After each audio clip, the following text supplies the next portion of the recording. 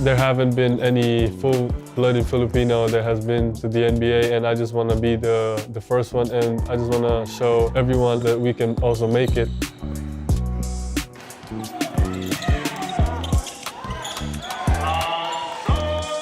My dad always told me to watch films of Hakeem Olajuwon, Tim Duncan, those guys, and I just kept watching, you know, every day.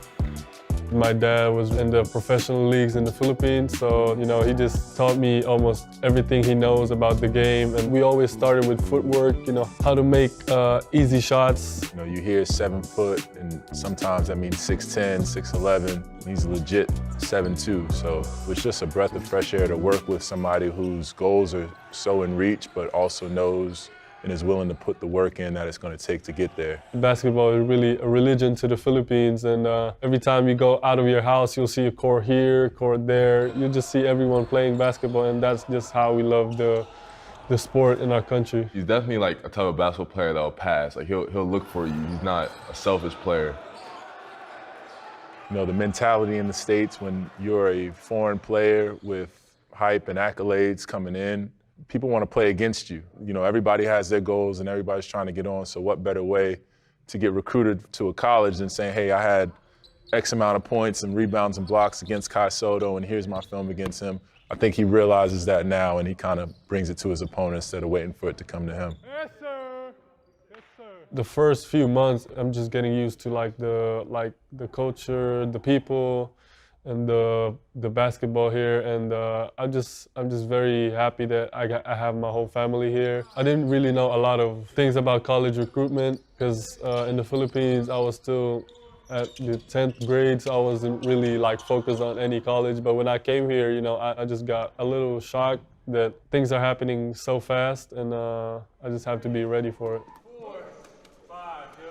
I see Kai as somebody with a world of potential, and the sky is really the limit, but also, you know, there's a short time to get there and has to be deliberate in making those goals achievable. Two more shots. The training here in the States is different because they really focused, and my trainer really dedicated themselves to help me get better as a player. One thing that we wanted to really work on, getting him to be more NBA ready, which means, you know, can he handle the NBA pace of the game, physicality, can he use his length in a meaningful way, does he stretch the floor consistently, can he guard players, can he guard in the post, can he guard off switches. Very good, show it right back, bang, bang, boom, yeah, there we go, that's a good one.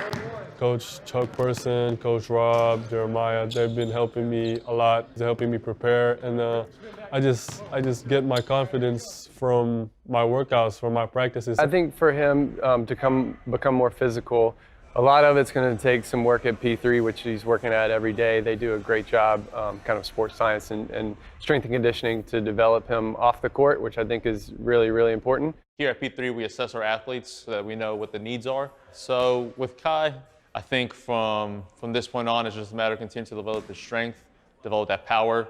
He's going to be playing and matching up against guys who are bigger than him, so making sure that he is able to match that intensity on the court, but also making sure that he stays healthy to be able to compete year-round.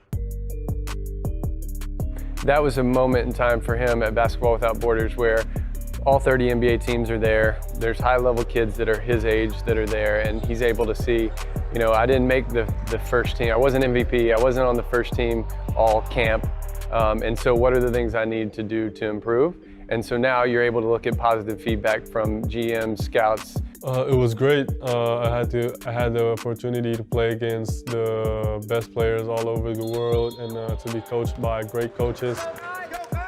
What are the gaps? What's going to help him get there? And I think he took it to heart. You know, I think he saw kind of where he was and was able to size himself up a little bit, and now he's able to take a step forward because he's grounded in reality. He's not caught kind of in the hype world. You know, potential is something people talk about a lot, right? Potential, potential, potential. There's always a point, though, where you have to start turning a corner and potential has to become reality.